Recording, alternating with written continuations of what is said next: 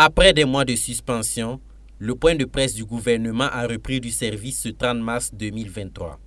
Les échanges ont porté sur la promotion immobilière au Burkina Faso. Les conférenciers du jour étaient le ministre des Affaires foncières et de l'Habitat et son collègue de la communication, porte-parole du gouvernement. Tout d'abord, le ministre Mikailou Sidibé a expliqué à la presse le bien fondé de cet avant-projet de loi qui permettra d'assainir le secteur.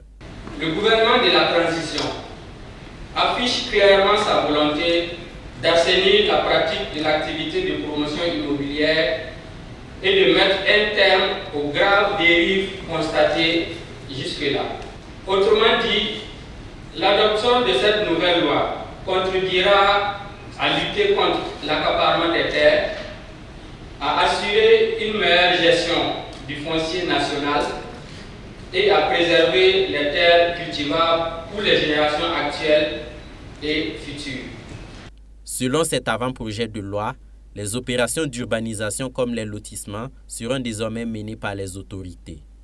Les opérations immobilières se feront uniquement par des personnes morales de droit public ou privé et non par des personnes physiques. Même la publicité des produits immobiliers se fera aussi avec l'accord des autorités. Comme autre innovation, la limitation des espaces de promotion immobilière est fixée à 5 hectares. Il s'agit notamment de la définition de l'activité de promotion immobilière. Tout d'abord, cela exclut dorénavant les promoteurs immobiliers privés des opérations d'urbanisme, notamment le lotissement ou la restructuration. Les projets immobiliers ne peuvent plus être réalisés que dans des communes disposant des documents de planification urbaine. Quant aux sanctions, les contrevenants ne seront plus condamnés qu'à payer des amendes, mais ils risqueraient aussi la prison. Nous avons le rehaussement des sanctions en cas d'infraction. Dorénavant, celles-ci ont non seulement vu leur quanta relevé en ce qui concerne les amendes, mais aussi et surtout inclut désormais des peines privatives de liberté. Pour le ministre des Affaires foncières, le but de cet avant-projet n'est pas de causer du tort aux citoyens, mais plutôt d'assurer une gestion saine des terres.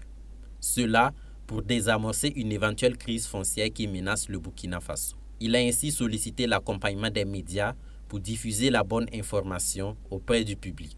Je voudrais inviter nos amis que vous êtes de la presse à nous accompagner dans la diffusion de la bonne information, de l'information saine, afin que tous les Burkinabés des villes et des campagnes soient rassurés de l'engagement du gouvernement de la transition à garantir une saine gestion de nos terres et nous éviter surtout une autre crise que les Burkinabés redoutent après la crise sécuritaire que nous vivons déjà.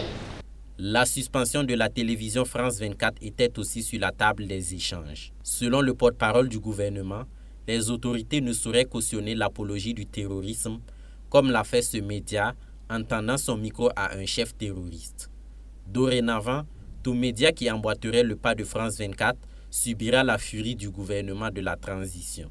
Nous n'allons pas accepter que dans ce contexte-là, un média fasse ce que nous considérons comme étant de l'apologie du terrorisme.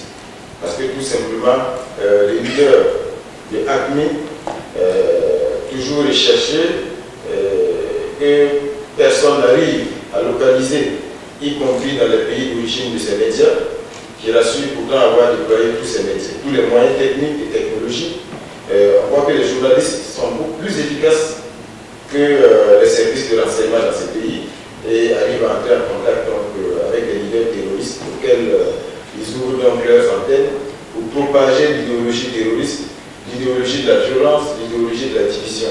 Toute chaîne aujourd'hui qui va se faire donc l'écho de ce discours et de cette idéologie terroriste-là verra sur son chemin des autorités de la transition.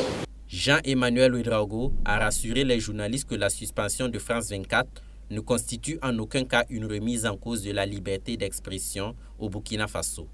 Il a invité les Burkinabés à accompagner le gouvernement dans sa dynamique de reconquête du territoire, gage des différentes libertés. Merci.